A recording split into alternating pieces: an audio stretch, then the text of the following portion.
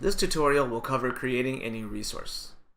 To get started, click on Entities and select Resources. To start the new setup, click on New at the top right, and in the New Resource window, I want you to notice the first field here, full name. That's the only one with the red asterisk, so that means that is the only required field. But where you should start is right here with the first name field, so first and last name. And so we'll go ahead and type in the name of our resource. And now if we go back up to the full name field and pull the drop down, you can now see RB will give you the two methods of display, first and last name or last name first. I suggest keeping it standard and consistent with all of your resources and probably doing first and last.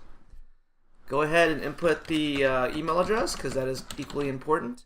And then you'll have places down here for their address and phone numbers. You can fill that in. Over here you have the field for resource type. This is an important field because this has to do with helping you when you do your assigning to the tasks. In our example, Barb will be a reporter. Now if you scroll down to the additional information, you do have additional fields here. You do have logon name and password for RB Connect. So those are important. Down here in the pay info section, this is a very important section as well. Priority level is very important, whether the resource is a staff, overflow, or affiliate. In our case will be a staff. Again, that will help you with the assignments. And pay group is very important as well. Depending on how you pay your resources, you can set up your default. So ours comes up to bi-weekly, but you see you have other options as well.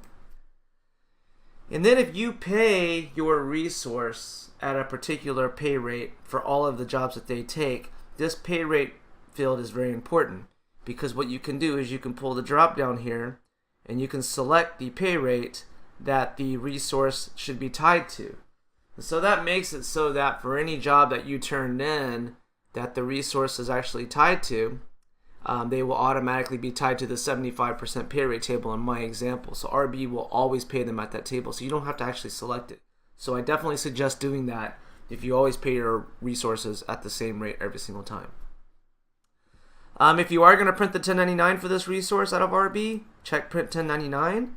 And notice right here you have your original terms and copy terms. Those will default from your system preference, but you can change those on the fly. And then you have your commissions if you choose to do commissions for the resources there. If they do have clients they bring in. Here's your direct deposit section right here. So if this resource is going to receive their pay via direct deposit and you're going to use the export of the ACH file from the pay resources, then this information is important. Then at the very bottom is the work schedule.